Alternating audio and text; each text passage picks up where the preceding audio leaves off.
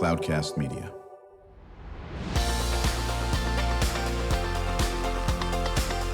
Drew Schlosberg Spotlight on the Community Show, amplifying the voices of social impact organizations, entrepreneurs, local nonprofits, and other community champions who shape the culture, creativity, and connectivity of San Diego.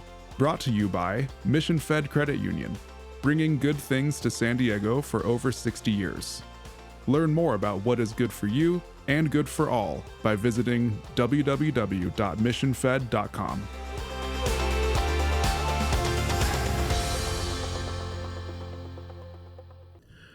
I'm Drew Schlosberg of Cloudcast Media. We're doing a special Spotlight on the Community show remote, a very, very cool event.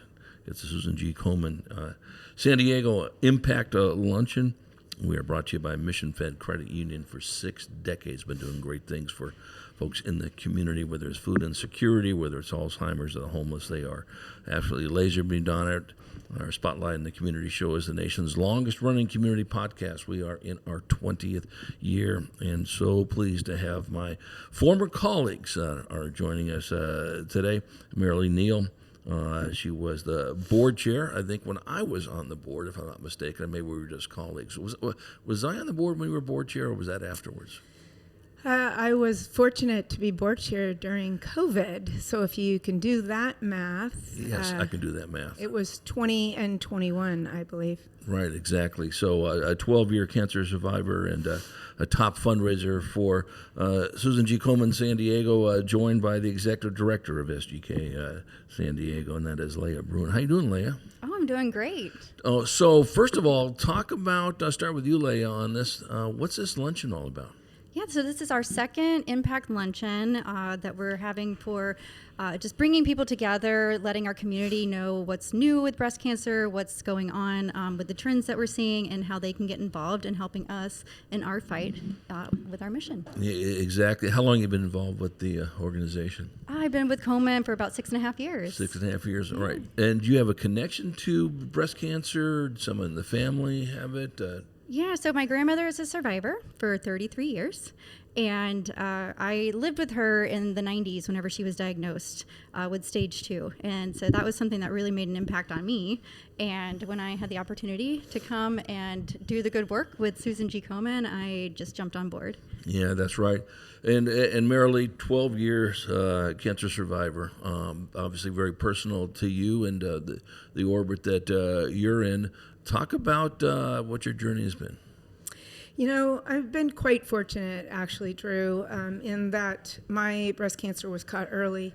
It was considered to be less invasive and slow-growing, and also fortunate to have medical care and access to care. Really, it was that diagnosis and finding out and learning more about Komen and the barriers to care that women experience in these kind of diagnoses that really led me to say, because I've been fortunate, I really want to be involved and do something bigger than me and to give back. And so it's been a rewarding opportunity to not only serve on the board, but to be able to stay very closely involved to the mission of Komen. And until we get that cure, we have a lot of work to do. So I was thinking as I sit here today, the radio viewers can't see this, and breast cancer is not pretty, but this is pretty darn pretty out here today for our luncheon, and it's an honor to be an ambassador, a survivor, and someone who's intricately involved with keeping this going. Yeah, well, our producer, Ian Solomon's going to be getting a lot of YouTube shorts on this, so we're going to be able to put this on the Komen website as well. You know, so obviously you have experienced, breast cancer. Did they catch yours early? Mm-hmm. Really, from one year to the next, there were changes in my mammogram, and that's why I truly am an advocate for getting screened, knowing your normal and your family history. My mother did have breast cancer in the early 70s, but we didn't know a lot about her case in that back in the day. There wasn't a lot of information. My sisters and I were very young, so our family kind of protected us, I believe, from some of the scary things. But being diagnosed in this age, it was important for me to be able to do some family genetic testing and to be able to really ascertain with the importance of staying up with getting your screenings and things. So that's what happened really from one year to the next. There were changes in a mammogram, and luckily the further diagnostics that they did were able to identify the cancer.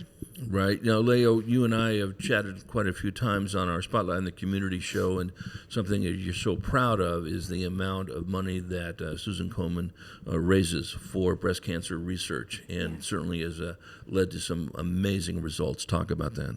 Yeah, so we've invested over $1.1 billion in research over the past 40 years, which has led to a decrease in the breast cancer mortality rate by over 40%, which is really great.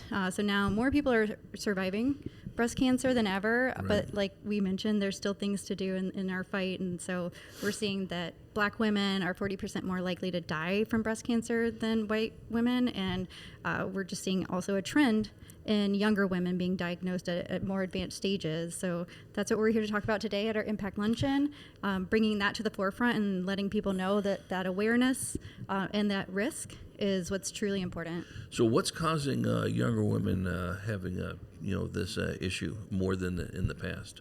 Well, we don't know for sure, Right. and I will definitely let Dr. Shatsky share more about that, because that is her expertise. Right. And, Merrilee, you and Leah have been around this for a while, and, of course, you've seen a lot of changes in what has been going on in this world, whether it's mammograms or it's the research in all this business. You've been such an amazing advocate, certainly almost a poster child for what Susan Komen has done.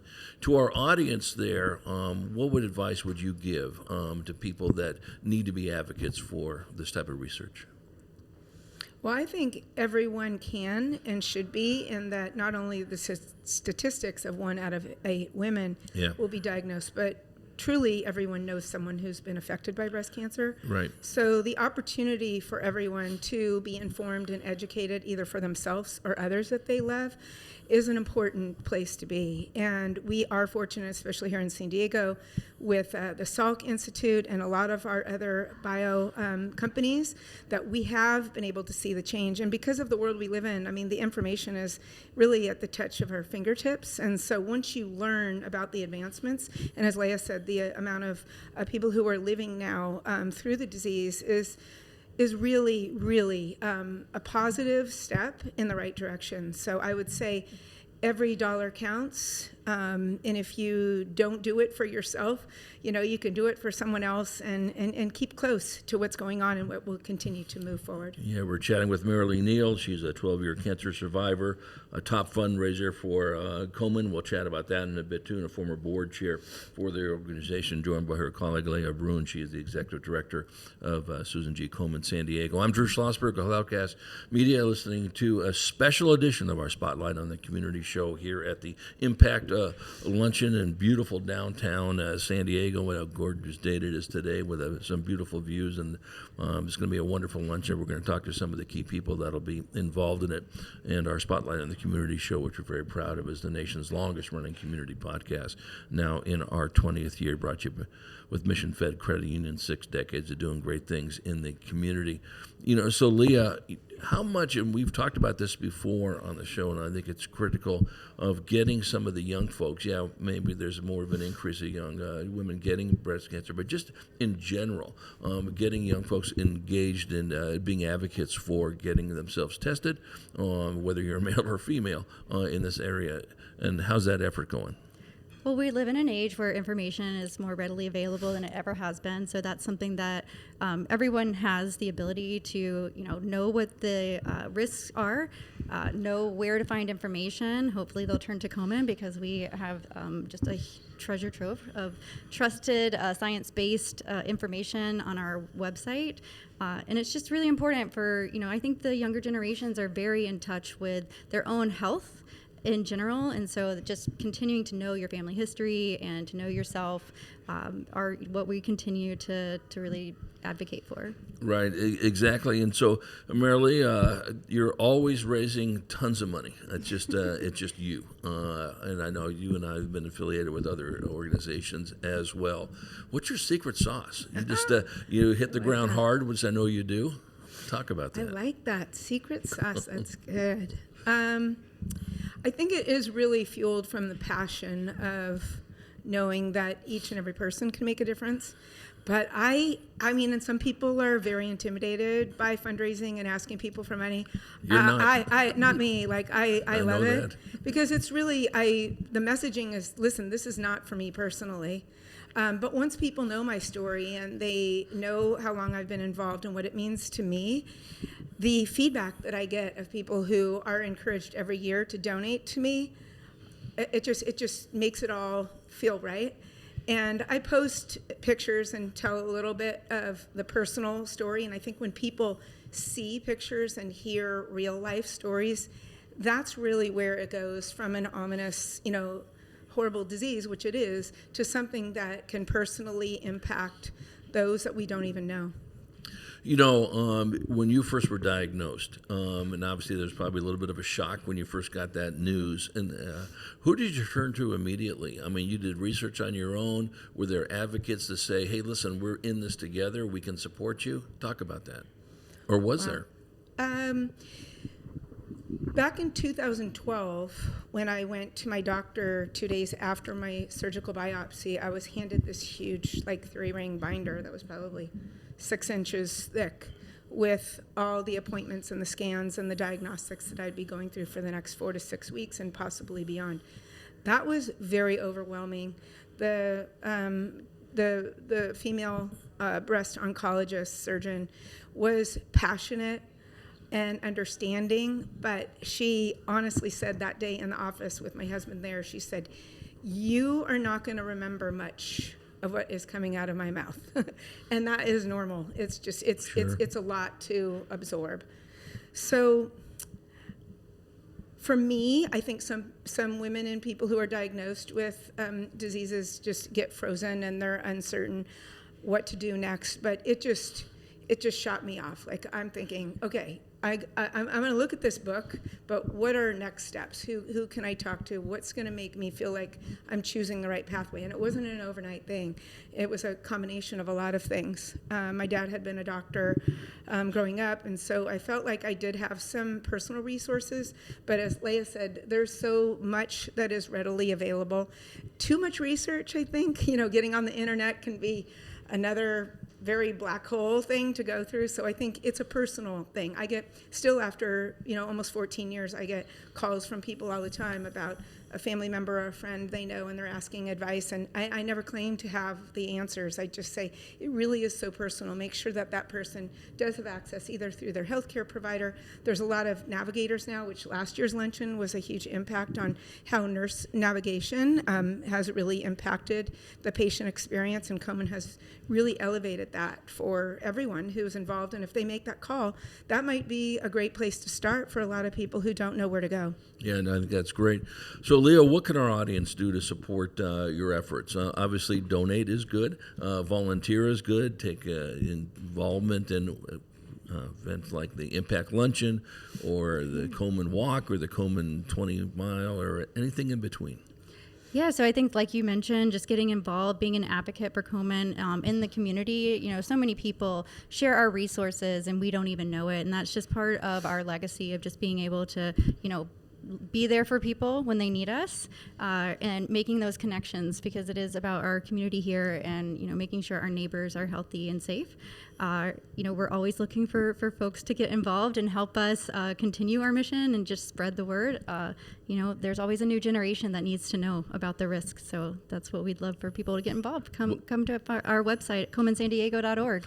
That sounds great. Well, listen, Leah, always good to see you. It's always great content. Yes. And Merrilee, I always smile when I see you at all these events as well. And wishing you both nothing but a great, successful Impact Luncheon today. I know we'll be chatting about when it gets close to that November event, of course, and so forth.